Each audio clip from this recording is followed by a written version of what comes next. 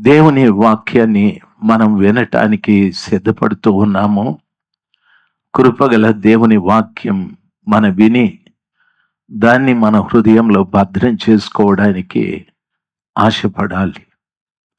ఎవరైనా ఒక మనిషి మనకు ఒక మాట చెప్పి అంటారు, మర్చిపోవద్ది మాట అనని. ఆ మాటని చాలా కాలం మర్చిపోకుండా మనం గుర్తుపెట్టుకుంటాం. రాత్రి సమయం అందు ప్రభు చెబుతున్న మాట కూడా అంతే.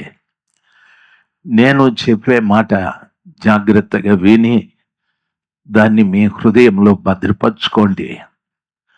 ఆ వాక్యం మీ జీవితాన్ని మార్చడం, మీ జీవితంలో గొప్ప కార్యాలు చేయడం జరుగుతుంది.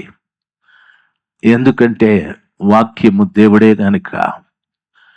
ప్రతి క్రైస్తవుడికి ఉన్నటువంటి గొప్ప నమ్మిక, యోహాను గారు చెప్పారు, ఆదియందు వాక్యం ఉండెను, వాక్యము దేవుని వద్ద ఉండెను, వాక్యము దేవుడై ఉండెను అని చెప్పాడు.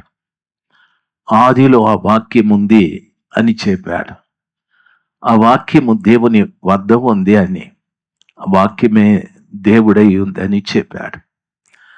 ఆదిలో ఉన్నటువంటి ఆ వాక్యం, దేవుని వద్ద ఉన్న వాక్యం, దేవుడై ఉన్న వాక్యం రాత్రి మీ ముందుకు వచ్చాడు. మీ ముందు ఆ వాక్యం నిలబడి ఉంది. ఆదిలో ఉన్నటువంటి ఆ వాక్యం ఈ రోజున మీ ముందు నిలబడ్డది. ఎవరు ఆ వాక్యాన్ని తమ ముందు ఉంచుకుంటారో ఆ వాక్యం మిమ్మల్ని నడిపించడం ప్రారంభిస్తుంది. భక్తుడైన దావీదు గారు చెప్పిన మాట, నీ వాక్యము నా పాదములకు దీపము, నా త్రోవకు వెలుగై ఉంది అని చెప్పాడు. అంతగా దావీదు గారు హెచ్చించబడటానికి అనేక కారణాలలో ఒక ప్రాముఖ్యమైన కారణం, వాక్యాన్ని తన ముందుంచుకున్నాడు. ఆ వాక్యం ముందు నడుస్తూ ఉంటే తాను వెనక నడుస్తూ వచ్చాడు. అందుకే ఆ వాక్యం అతన్ని చాలా గొప్పగా హెచ్చించాది. ఆయన్ను హెచ్చించిన విధానం చాలా గొప్పది. ఆయన గొర్రెలు మెప్పుకునే స్థితిలో నుండి ప్రజలను పరిపాలించే వ్యక్తి దాకా ఎదిగాడు. ఈ రోజున మనం ఆ వాక్యాన్ని ముందుంచుకొని జీవించేది మనం నేర్చుకుంటే మన స్థితిని కూడా కృపగల దేవుడు మార్చటానికి శక్తిమంతుడు. చాలా సంవత్సరాల క్రిందట ఒక దేశాన్ని పరిపాలిస్తున్నటువంటి రాజు, చాలా మంచి రాజు, తన దేశ ప్రజల మీద మంచి ప్రేమ కలిగినటువంటి వ్యక్తి. ప్రజలకు నేను ఏం చేయాలి అనే ఆశ ఆతృత కలిగిన రాజు. ఆయన అప్పుడప్పుడు తాను తన మంత్రి మారు వేషాలతో పట్టణాలు, గ్రామాలు, కుగ్రామాలు తిరుగుతూ రాజుగారి యొక్క స్థితిని తెలుసుకోవటానికి మారు వేషంలో వాళ్ళు తిరిగేవారు. ఒక్కరోజున వాళ్ళు ఒక దూర ప్రాంతం వెళ్ళి తిరిగి వచ్చేటప్పుడు జరిగిన సమాచారం ఏమిటంటే, పొద్దుపోయాది. చీకటి పడ్డ తరువాత ఒక అరణ్యం గుండా వారు రావాలి.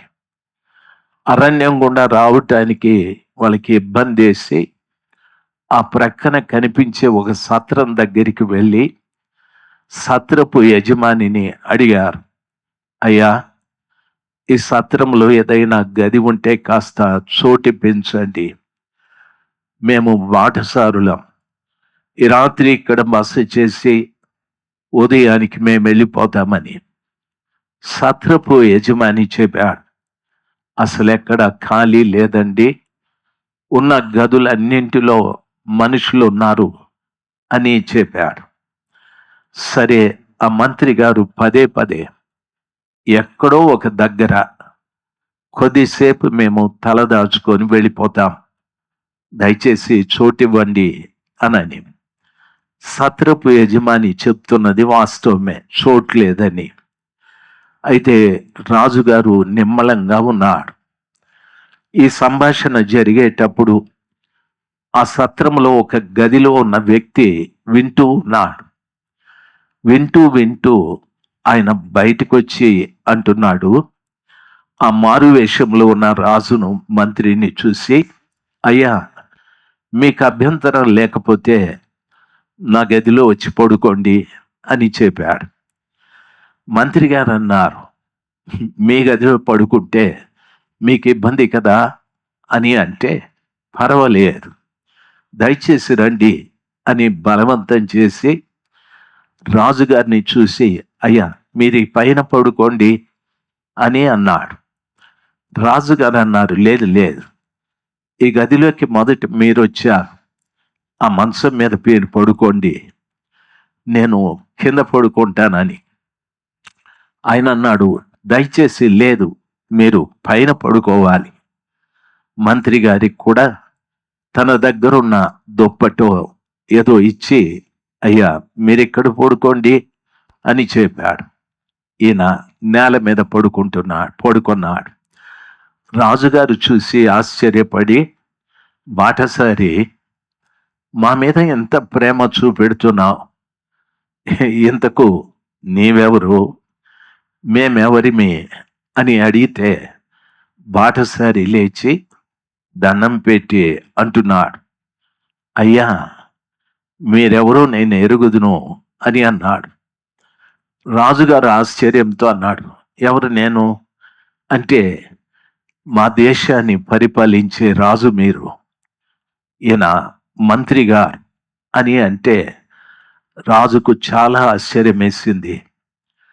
నేను ఈ దేశపు రాజునని నీకు ఎలాగ తెలుసు, మేమిద్దరం మారు వేషంలో ఉన్నాము కదా అని అంటే, ఆ బాటసారి అన్నాడు, మహారాజా, మీరు వేషం మార్చచ్చు, స్వరాన్ని మార్చలేరు కదా.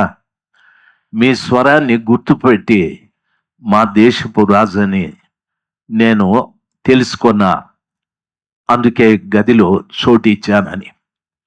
ఈ రోజున కృపగల దేవుడు మనకు కనిపించకపోవచ్చు.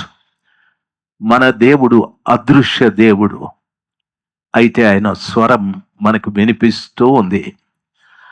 ఆ స్వరాన్ని మనం గుర్తుపట్టి నీ హృదయంలో చోటిస్తే ఏదో ఒక్క రోజున గొప్ప ప్రతిఫలాన్ని నువ్వు పొందుకుంటావు. కొంతకాలం అయ్యాది. రాజుగారు ఆ సత్రంలో చోటిచ్చినటువంటి బాటసారిని పిలిపించాడు. సత్రపు యజమానిని కూడా పిలిపించి రాజుగారు చెప్పారు, సత్రపు యజమాని రాత్రిపూట ఎవరైనా వస్తే ఎక్కడో ఒక దగ్గర చోటు ఇవ్వాలి, కానీ అంత నిర్దాక్షిణ్యంగా చోటు లేదని చెప్పావు. అయితే ఈ బాటసారి మాకు చోటు ఇచ్చాడు. ఈ రోజు నుండి ఆ సత్రానికి యజమాని ఈ బాటసారి, నిన్ను ఉద్యోగంలో నుండి తొలగించేశామని చెప్పాడు. మనము దేవుని వాక్యానికి మన హృదయంలో చోటిస్తే ఏదో ఒక్క రోజున కృపగల దేవుడు ఎవరి హృదయంలో వాక్యముందో చూసి వారికి ప్రతిఫలాన్ని దయచేస్తాడు. దయచేసి గమనించాలి, ఎందరికో ఎన్నింటికో మన హృదయంలో చోటు ఉంది.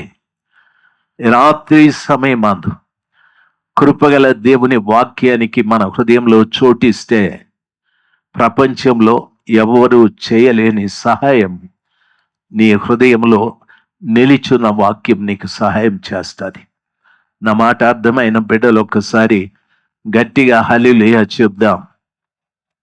ఆ వాక్యం ఎంత గొప్పది అని అడిగితే, దేవుడు ప్రేమించి నిన్నటి దినాన మా దైవ జనుని ద్వారా గొప్ప సందేశం మీరు విన్నారు. రేపు ఇంకా గొప్ప సందేశం మీరు వినటానికి ప్రార్థనాపూర్వకంగా రండి. దేవుడు అనేకమైన మేళ్ళు మీ మధ్యన చేయటానికి సిద్ధంగా ఉన్నాడు. ఈ స్థలంలో ప్రతి బిడ్డకు నా మనవి, వాక్యం బోధించే బోధకుడు కాదు మన హృదయంలో ఉండాల్సింది, వాక్యం మన హృదయంలో ఉండాలి. బోధకుడు పుడతాడు, బోధకుడు చనిపోతాడు, బోధకు చావు లేదు. బైబిల్ ఈ రీతిగా సెలవిస్తారు, ఆకాశము గతించును, భూమి గతించును, అయితే నా మాటలు గతించవని ప్రభులు వారు సెలవిచ్చారు. ఆకాశంలో కనిపిస్తున్నటువంటి ఎన్నో కార్యాలు, సూర్య చంద్ర నక్షత్రాదులు, మేఘాలు, ఆకాశ మహాకాశాలు అన్నీ పోతాయి. భూమి, దానిలో ఉన్న సమస్తం, సముద్రము, దానిలో ఉన్నవి అన్నీ పోతాయి. దేవుని మాట నిలిచి ఉంటుంది. రాత్రి సమయమందు ఆ వాక్యం మీ ముందుకు వచ్చాది. ఏ తల్లి, ఏ తండ్రి, ఏ తమ్ముడు, చెల్లి తమ హృదయం తెరిచి ఆ వాక్యానికి చోటిస్తారో ఆ సత్రపు యజమానికి రాజు బహుమానం ఇచ్చినట్టుగా మీకు కూడా బహుమానాన్ని దేవుడిస్తాడు. మనుషులు ఇచ్చే బహుమానం ఒకవేళ పనికి రావచ్చు, పని చేయొచ్చు.